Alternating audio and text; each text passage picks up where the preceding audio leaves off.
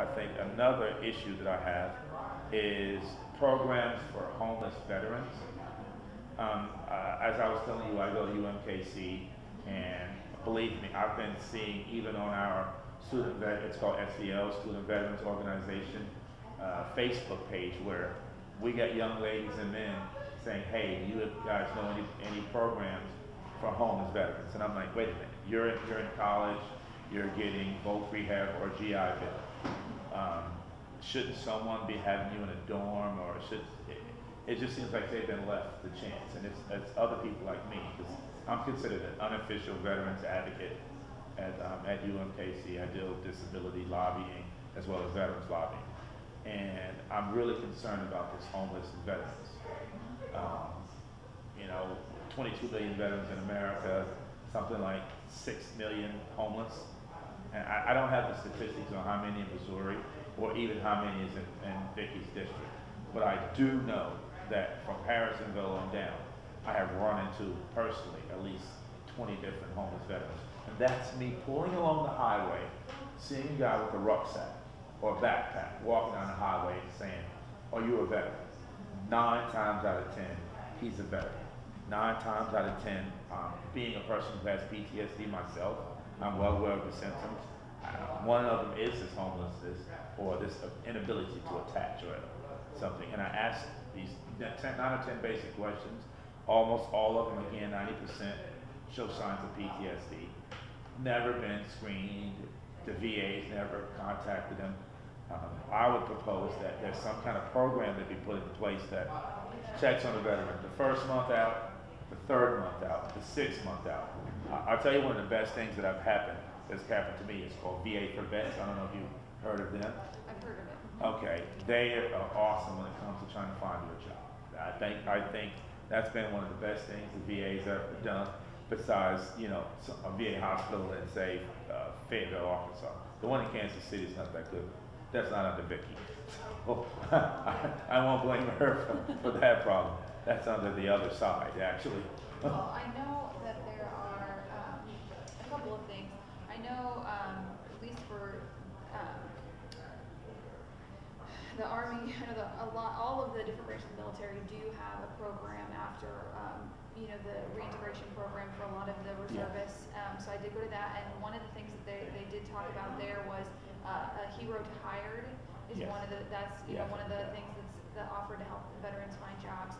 Also, in our Jefferson City office, I've written her name down here, is Jana Warsham. Yes, I know Jana. Okay, she is our caseworker, and she is devoted to veterans issues. So if they're, having trouble getting screened for PTSD or, wanting to find out what programs are available to them for assistance, if they're in our district, definitely have them call. And then if they're not in our district, have them call their local congressman, or, there's always senators as well, for the state, because they cover the whole state. I usually do refer them to senators. To be honest, and I don't like to state my views, I'm going to be nonpartisan, but I do refer most of them to Senator Blunt's office or your office.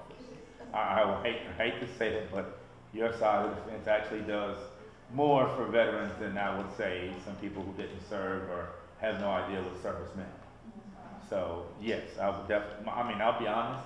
I'm 50% service connected. 20% I give all credit to Senator Blunt. Okay, I wrote a story about the Vow to Hire Veterans Act. And that was the only nonpartisan legislation to come out of Congress and to me in 2012. And that is saved friends of mine. I got a friend now who's getting through this new act. He's going to get an additional 12 months of schooling because he ran out of GI Bill.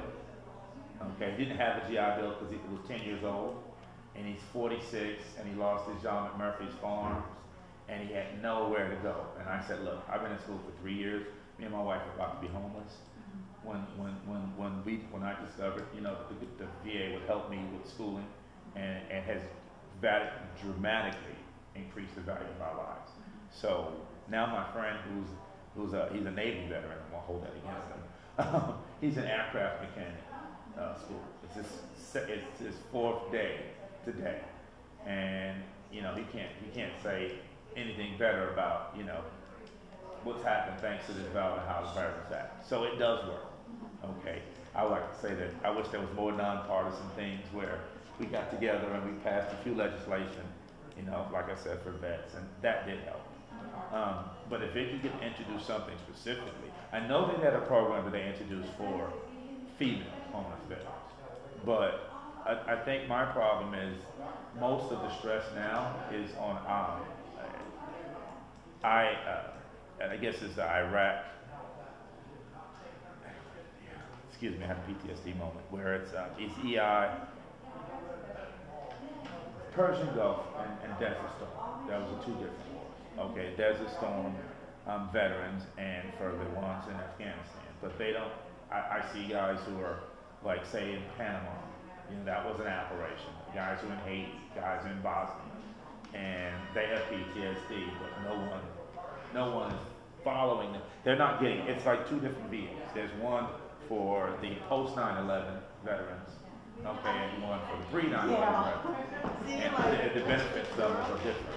And I think that's one of the things in my groups that the Vietnam vets complain about, the Bosnian vets complain about, that we don't get the same level of programs. Whenever there's a program come out, and you can really verify this, that it specifies this is for the post 9/11, especially like the new GI Bill. They get $1,500 a month. I'm on Vocare, but I just get $800 a month. They didn't include pre 9/11 voc rehab. You know, I didn't get a big raise like they did. Well, I'll definitely pass that along and let her know your concerns there and see about, you know, any programs. And I'll have to talk to Gina too, because I'm not sure on all of the programs currently out there. So I want to talk to her, you know, about that as well. But then I'll definitely pass along your concerns to Vicki. And then here's, you might already have it, but there's Gina's contact information as well. So definitely anyone that's having issues, you know, with benefits or anything like that, have them give her a call. Okay. And then also, within the last, I think it was in July, the Congresswoman did meet with the Undersecretary regarding VA claims and the process and working on speeding that up. So that is one thing that she is, you know, did talk with them about. I think they're hoping at some point they're looking at digitizing the claims, so that will help, you know, and process. Yeah. So hopefully we'll. Yeah, I have one claim now that's going on 3 years, and I've had Vicki's office give a call, but I'm gonna